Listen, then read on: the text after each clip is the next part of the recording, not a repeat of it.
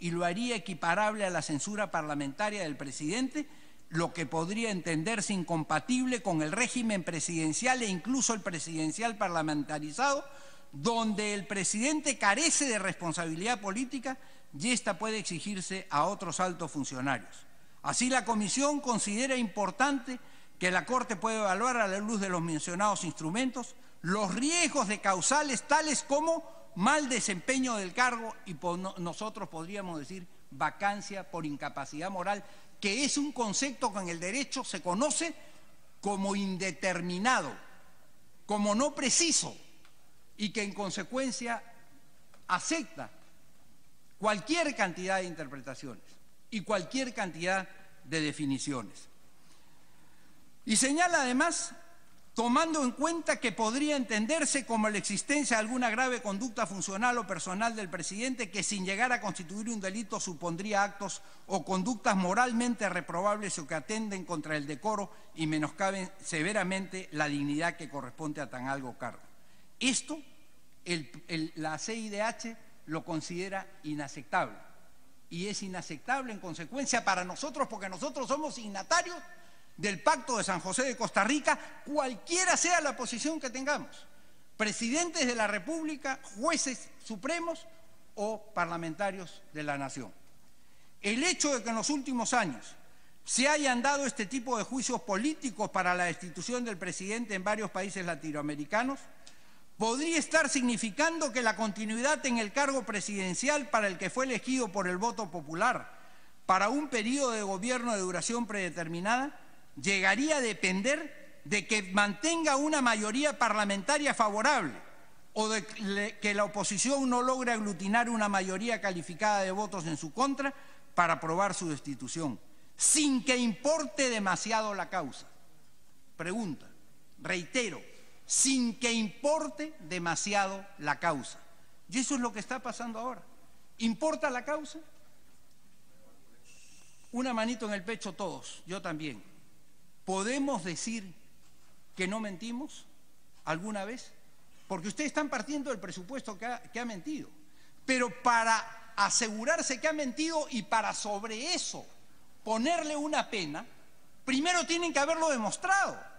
Tienen que haber pasado por el procedimiento, porque ustedes están saltando directamente de la afirmación a la sanción. Sin embargo, en la propia moción que tenemos a la vista y de la que estamos discutiendo, dice que los documentos enviados a la comisión investigadora por el señor fulano de tal ponen en evidencia la falta de la verdad de las declaraciones del presidente, etcétera, etcétera. Muy bien, ponen en evidencia. ¿Qué cosa quiere decir ponen en evidencia? Que ustedes han tomado como base lo que alguien ha dicho y lo han aceptado como verdad. ¿Y qué les parece si yo mañana digo de ustedes cualquier cosa, la aceptamos como verdad y al día siguiente lo fusilamos moralmente? Pero si yo nunca dije eso, ¿pero quién dice que yo quise decir eso? ¿No tengo derecho a equivocarme? ¿No tengo derecho a olvidarme de las cosas que pasaron hace 12 años? ¿Se dan ustedes cuenta? Cómo primero tienen que llegar al presupuesto básico, que es que el señor mintió, para después aplicarle la sanción que corresponda, si es que acaso correspondiera. No se pueden saltar los pasos en el derecho, no se pueden saltar los pasos en la lógica. Eso le hace daño al Perú y le hace daño y le hará daño a la conciencia de ustedes si no actúan en consecuencia. Por otro lado, se le dice que tiene que tener en el caso de una acusación plazo razonable. ¿Ustedes creen que un plazo de 3 días es un plazo razonable para presentar una defensa? ¿Creen que el plazo de 3 días es un plazo razonable para discutir hechos? Porque aquí no estamos frente a un caso evidente que puede haber sucedido antes. Supongamos que en algún país del planeta un presidente se va de su mandato y dice: dejo todo de lado, váyanse al diablo, yo ya no quiero saber nada con esto. Bueno, obviamente ahí hay un caso en el que no queda otra cosa, hay un hecho evidente. no necesita demostración, pero este hecho sí necesita demostración, necesita demostración previa. Y el tiempo y modo suficiente para la defensa no se puede dar de manera apresurada. Nosotros presentamos un escrito antier, si no me equivoco, porque no se habían acompañado a la moción todos los documentos que se suponía sostenían esta moción. Pero todos estos documentos que sostenían esta moción eran documentos de tipo probatorio. Otra vez volvemos a lo mismo. Si para contestar una demanda ordinaria hay 30 días, una sumaria hay 10 días, una sumarísima 15 días y para la vacancia de un alcalde el proceso dura 90 días o más, ¿por qué el proceso de vacancia del presidente va a durar 3 días? ¿Dónde está la razonabilidad? Las normas tienen que ser razonables. Aristóteles decía en su libro de la Ética Nicómaco, cuando tú quieras saber si una cosa es derecho, aunque no tengas formación jurídica, solo tienes que preguntarte, ¿es lógico o no es lógico? Si una cosa no es lógica, no es derecho, decía Aristóteles. Entonces la pregunta ¿es lógico que se le dé este plazo al presidente cuando se le acusa para sancionarlo de la peor manera, basándose en hechos que no están demostrados, que necesitan demostración? Es lógico darle 3 días y peor todavía, 1 día y medio y peor todavía, declarar como ha pasado hoy día con actos, con lo que en el derecho se llama la facta concludentia, que efectivamente todavía siguen en esa comisión Lavajato hablando sobre los temas que hoy día discutimos respecto al presidente Pedro Pablo Kuczynski, porque hoy día en la mañana la comisión Lavajato ha convocado a sus miembros para entregarle otros documentos. Es decir, estamos comenzando el juicio y recién entregan los documentos. Y seguramente algunos los van a utilizar en el debate si es que quieren cometer de verdad la injusticia de declarar la vacancia del presidente de la República. Hoy en la mañana, ¿qué cosa quiere decir esto? Primero, que sobre el tema hay una discusión en una comisión. Si hay una discusión en una comisión, ¿cómo nos vamos a saltar lo que está discutiendo la comisión para después llegar a una conclusión? Ustedes, yo tuve el honor, porque era mi amigo a pesar de haber sido mi duro adversario durante los años que yo ejercía la vida política, de ser abogado, uno de los abogados de Javier Díaz-Canseco. Y este Congreso, no este, pero el Congreso, lo sancionó de una manera dura. Y después, cuando ya había fallecido, el propio Congreso dijo, me equivoqué, y lo reivindicó. Yo les hablo a ustedes, queridos amigos, eso pasó con uno de los suyos y también con uno de los nuestros, porque él estuvo conmigo en todas las luchas por la democracia. Entonces, no se puede decir, yo te fusilo y después te pregunto cuáles son tus descargos. Eso no es derecho. Eso no es debido proceso. Y el debido proceso, como les digo en este caso, es solamente el proceso, aunque quieran decir que es el proceso de la vacancia moral. No es el de la vacancia moral porque estamos hablando efectivamente de un tema específico que es si recibió dinero, si no recibió dinero, si le dio poder a Westfield, si no le dio poder a Westfield, si las transacciones financieras eran entre privados y también comprendían a los públicos, etc., etc., etc., etc. En consecuencia, de ahí no puede salir la otra conclusión. Yo quiero leerles el peligro que significa la aplicación de estas cláusulas supuestamente de la vacancia moral. Quiero leerles lo que dijo nada menos que el presidente de la Comisión de Constitución de la Asamblea o del Congreso Constituyente llamado democrático en 1993. Carlos Torres y Torres Lara, de quien yo fui amigo y después adversario, por cierto, a partir del golpe de Estado, pero con quien compartí la cátedra en la Universidad de Lima, dijo y le dijo a este hemiciclo lo siguiente: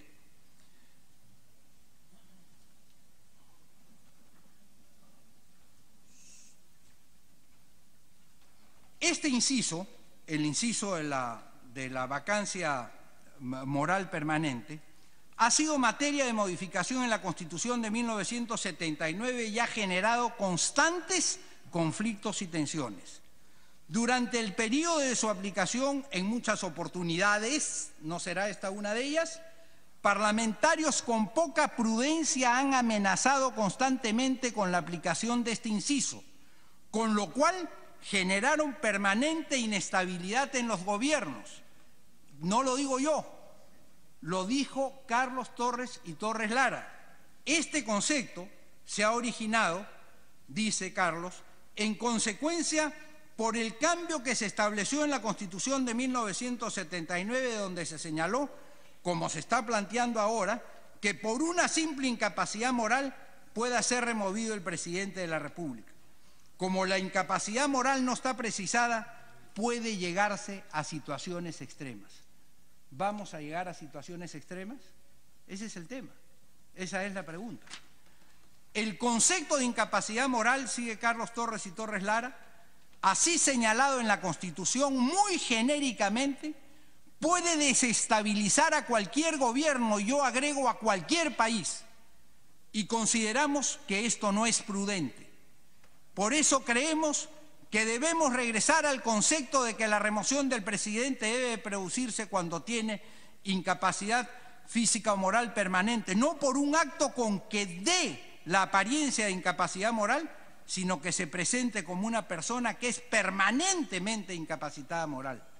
¿Alguien puede decir que el presidente Kuczynski, alguien en el país, ya no les hablo solo a ustedes, a su representación, sino alguien en el país, puede decir que el señor Kuczynski es incapaz moral permanente?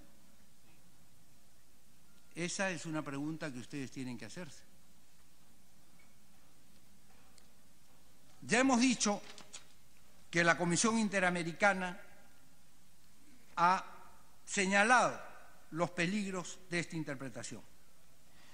Pero donde sí se falta el debido proceso, y ya no solamente a moverlo del proceso predeterminado por la ley, es cuando ya se decidió el voto antes de escucharlo al acusado y antes de escuchar a su abogado. Y pónganse ustedes una mano en el pecho, todos no habían decidido ya acusar al presidente Kuczynski en algún momento antes de este acto. Espero que hoy día estemos reflexionando a la luz de las circunstancias, porque el Perú nos los está exigiendo. Pero el juicio, el debido proceso no solamente exige que se deje hablar a las partes. Ustedes podrían dejarme hablar 500 horas, o como habló Álvaro Landini en una interpelación cuando fue ministro de Estado, 17 horas seguidas. Y eso no me garantiza el debido proceso. No le garantiza al señor presidente el debido proceso. No es que el abogado hable y yo esté chateando, mirando para otro lado, leyendo el periódico, y que él hable, pues que hable. No. Ni aun si yo lo entendiera. El debido proceso es exigirle a las personas que tengan la mente abierta para escuchar y el entendimiento presto a comprender razones y argumentos. Ese es el verdadero debido proceso. El debido proceso necesita que haya prueba. Si van a decir que PPK es inmoral por tal hecho, primero tienen que definir si tal hecho existió. El señor Sepúlveda ha dicho en todos los idiomas que él era el que gestaba, y quiero leer aquí el artículo 126 de la Constitución de 1993. Y quiero leerlo y quiero decir lo siguiente. Los ministros no pueden ser gestores de intereses propios o de terceros, ni ejercer actividad lucrativa, ni intervenir en la dirección o gestión de empresas, ni asociaciones privadas. Esto es lo único que no puede hacer el ministro, y por lo cual ustedes pueden vacar al ministro, que es caso distinto a lo que sucede en el artículo 92, si no me equivoco, de la Constitución, 92, de la Constitución, que habla de las incompatibilidades de los congresistas. La función de congresista es incompatible, etcétera, etcétera, con todo lo demás que ustedes conocen y son mucho más causales. Muy bien. La única prueba que se podría presentar para vacar al señor Kuczynski es que efectivamente ustedes encontraran que él ha realizado un acto, no para que la vacaran, sino para que fuese al artículo, que se discutiera esto en la comisión del caso. Sería que efectivamente él hubiera gestado o hubiera ayudado o hubiera tramitado algo a favor de alguien. Pero las pruebas que tenemos todas dicen lo contrario. Él ha leído los contratos que han habido entre privados. ¿Quiénes lo firmaron? ¿Lo firmó él? ¿Hay una sola firma del señor Kuczynski en esos documentos? ¿O son las firmas del señor Sepúlveda? Alguien ha dicho, tiene que presentar de todas maneras el documento donde él le cede al señor Gerardo Sepúlveda la administración de la empresa. No, señor. No, señor, ¿por qué? Porque eso no es exigible en la legislación ni del Perú ni de los Estados Unidos, pero especialmente en la legislación de los Estados Unidos, donde funcionan mucho por el tema de las costumbres. Y en consecuencia, él no gestó. La única causal sería que gestó. Y el único documento que pueden exhibir como prueba de cargo es que él procuró esos actos.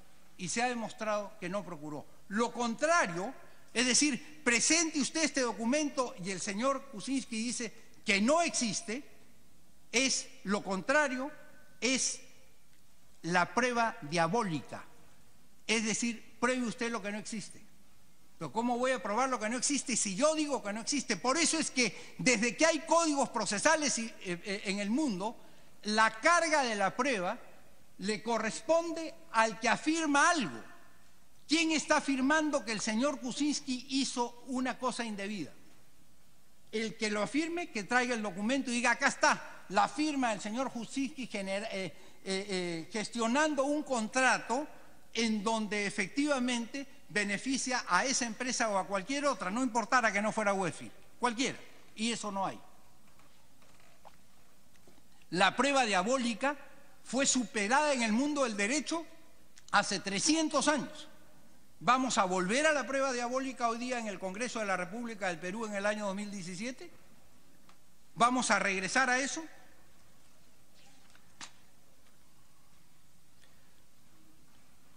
No se ha demostrado, en consecuencia, que PPK habría mentido. No se han hecho peritajes, no se ha consultado con los expertos en transacciones financieras internacionales, no se ha investigado acerca de cuál es el trabajo que desarrollan ni cuáles son los momentos en que estos despliegan su labor y si el Estado entra en esta etapa o ya es cosa solo de particulares.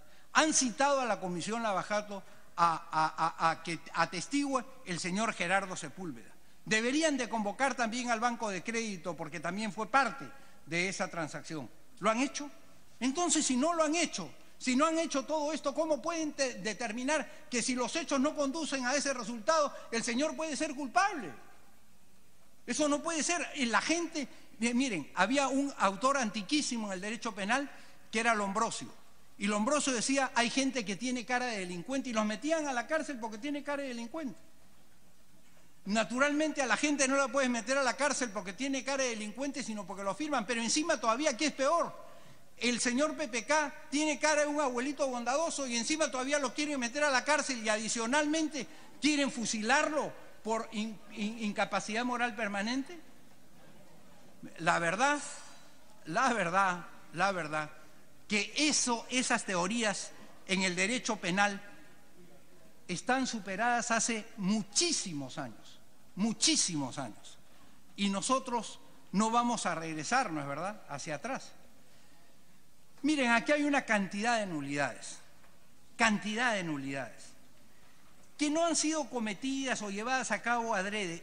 Miren, yo no pienso eso. Se pueden haber equivocado, pero yo no pienso eso. Pero sí digo que cuando ayer le consulté al presidente Pedro Pablo Kuczynski, ¿vamos a alegar esto? Y me dijo, no.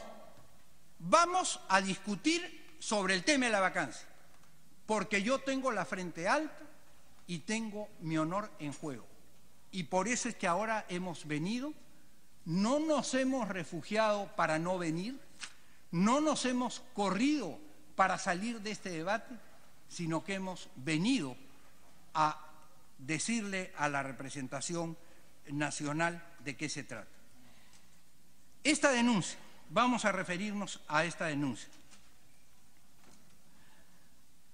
El señor Kuczynski no recibió aportes para su campaña y dijo la verdad. Dijo que él no había sido contratado por Odebrecht. Y todos sabemos, los abogados sabemos acá perfectamente, que las personas jurídicas son distintas de sus miembros. Distintas de sus miembros. Y si alguien administra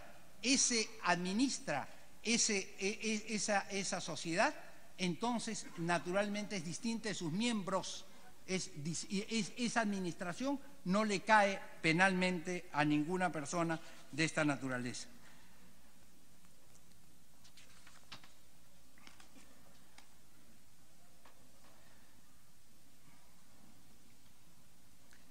El señor Sepúlveda, en una prueba contundente, ha señalado: ninguno de los contratos que se han presentado los ha firmado el señor Kuczynski. Y como parece que alguien cree que esto es una chistera de magia, en donde que hay que sacar conejos de la galera a última hora para que todo el mundo diga «oh», entonces hoy día nos están presentando, supuestamente, en la comisión Lavajato, unos supuestos documentos que hoy en la mañana le habrían llegado a su presidenta. Hoy en la mañana. ¿Dónde están los 3 días?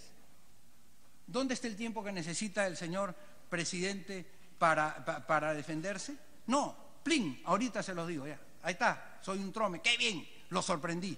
Pues en el derecho no se trata de sorpresas. En el derecho se trata de analizar evidencias con capacidad de que la gente se defienda. El señor Kuczynski nunca le mintió al Estado peruano. Obran en el expediente y en Lavajato, me imagino yo, pero obran en la SUNAT las declaraciones juradas del señor presidente Kuczynski de los años 2004, 2005, 2006 y 2007. Cualquiera las puede ver hasta el año pasado y constan en los archivos seguramente del gobierno americano las declaraciones juradas de la empresa Westfield. Y en las declaraciones juradas de la empresa Westfield se declaran las operaciones que esa empresa hizo. Y en las declaraciones del señor Kuczynski se declaran los dividendos que él recibió de la empresa Westfield. ¿Dónde está el engaño? Que me haya olvidado en ese momento, me haya sentido atarantado en ese momento y haya dicho tal cosa, y que eventualmente puedo no haber recordado lo que yo tenía y que lo tenía declarado públicamente y que en consecuencia es una verdad oficial, no haya coincidido en ese momento con lo cierto, ¿es acaso una causal de incapacidad moral permanente?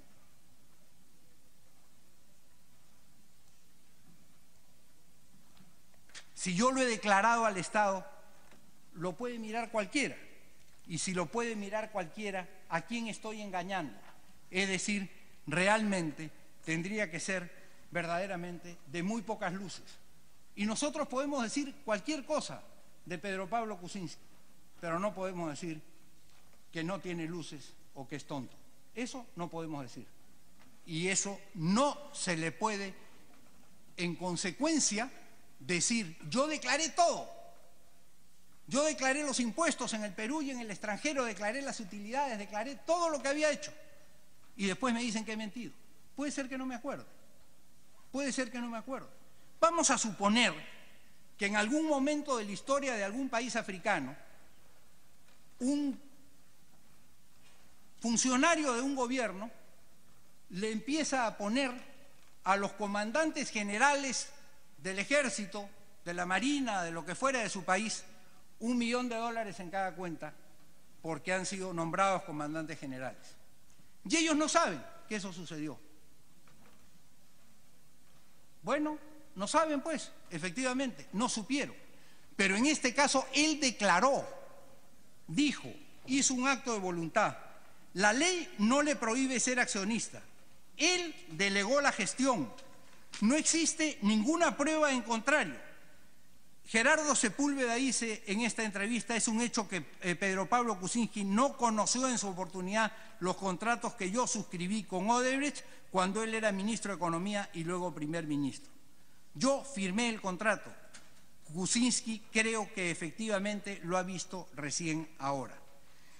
El propio Odebrecht ha dicho en esa carta que ni siquiera sabía que era de PPK la empresa Westfield. Y la contratación de dichos servicios, dice el propio Odebrecht, ha sido gestionada por ellos. Pero además intervino en esa operación el Banco de Crédito. Intervino el Banco de Crédito, que es una institución a la que ni siquiera se le ha convocado a ninguna investigación. ¿Por qué no se le ha convocado a ninguna investigación? Porque no hay nada raro, porque las cosas entre privados se resuelven entre privados. Eso no es de aquí para atrás, es de aquí para adelante, es para conseguir eventualmente los fondos para que se haga una obra que ya se acordó. En consecuencia, no mintió, no ocultó. Aquí están todas sus declaraciones juradas de los años 2004 a 2007 y todas las demás. Están todas las declaraciones juradas de Westfield. PPK declaró todas sus rentas, incluidas las utilidades que le estaban cuestionando. Dijo la verdad. Entonces, ¿de qué mentira hablamos? ¿De que no recuerdo algo que pasó hace tantos años? ¿Quién acá puede decir con exactitud que recuerda lo que pasó hace 10 o 12 años? ¿Dónde estábamos hace 10 o 12 años alguno de nosotros? No sabemos. No podríamos afirmarlo con seguridad y si nos lo preguntan diríamos de repente una inexactitud, pero eso no es dolo. Todos nosotros, o la mayor parte de nosotros, tiene un fondo de pensiones. Y a fin de año, ustedes también, que son parlamentarios, les llega su reporte con todo lo que son las inversiones que se han hecho en ese fondo. ¿Alguno de ustedes las lee? Son como 87 inversiones o 124 inversiones que se hicieron. ¿Lee si compraron bonos del Estado peruano? ¿O si no compraron bonos del Estado peruano? ¿O si invirtieron en determinadas empresas, incluso Odebrecht, que eventualmente no estaba proscrita ni en el 2004, ni en el 2005, ni en el 2006, ni en el 2007? Tanto así que en este Congreso se votó a favor de aumentar el contrato que había sido fijado originalmente para la IRSA en 400 y pico millones a 4.900 millones. A 4.900 millones. Muy bien, se aumentó eso, no en el periodo en el que el señor Kuczynski fue ministro, en el periodo del doctor García. Y sin embargo, la gente seguía tratando con Odebrecht, porque yo no tengo por qué saber que esa empresa es una empresa corrupta, no tengo. Se iban donde un abogado que le pedían un informe. Hay dos clases de abogados, los que responden el caso y eventualmente los que ayudan, por cierto, a fraguar la mentira. No me estoy refiriendo a los segundos, me estoy refiriendo a los primeros. Oye, mira, tengo este problema laboral, ¿tú me puedes ayudar? Sí, como no, encantado, con todo gusto. ¿Por qué? Porque Odebrecht no era una empresa que estaba en el índice de las empresas corruptas, no era. Hoy día nos estamos enterando de eso. Muy bien, ya ha dicho el señor presidente que de los periodos 2004 a 2007, la suma de los 7 depósitos de Odebrecht a Westfield Capital fue de $782.207. Pero el total de ingresos de Westfield Capital en esos años fue el 8.246.291. O sea, el 9.4% de sus ingresos. No es que él dependiera de eso y que tuviera que estar atento. Si yo tengo un solo cliente y no me paga a fin de año, naturalmente puede ser que me preocupe. Pero si no representa una importante parte de mi cartera y encima yo no estoy en la gestión de la empresa, ¿por qué tendría que estar tan atento a esta situación? En materia del trasvase, los depósitos de Odebrecht que es el único que podemos discutir, si quisiéramos discutir, violando el procedimiento predeterminado por la ley, lo que dice esta acusación constitucional, porque nadie ha hablado de lo otro. Si quisiéramos discutir esto, yo les digo que durante esos años el depósito de Odebrecht fueron 64.627 y los ingresos de Westfield en esos años fueron 8.246.000. ¿De cuánto estamos hablando? Del 0.7%, o sea, del 7 por 1000. Nadie puede decir que alguien que encima no está en la gestión de la empresa tiene que estar súper atento al 0.7% de los ingresos que le han entrado como dividendos sin hacer nada, porque él no ha gestado. El que tiene dividendos, ustedes deben de tener acciones todos en alguna empresa, por muy pequeña que sea, pero yo espero que ahora que están en el Congreso no las están gestionando. Pero a fin de año viene el gerente y le dice: de las actividades que hemos tenido, acá está el depósito, y se los deposita en su cuenta. Ustedes no preguntan, no lo gestionaron. Ese hecho resulta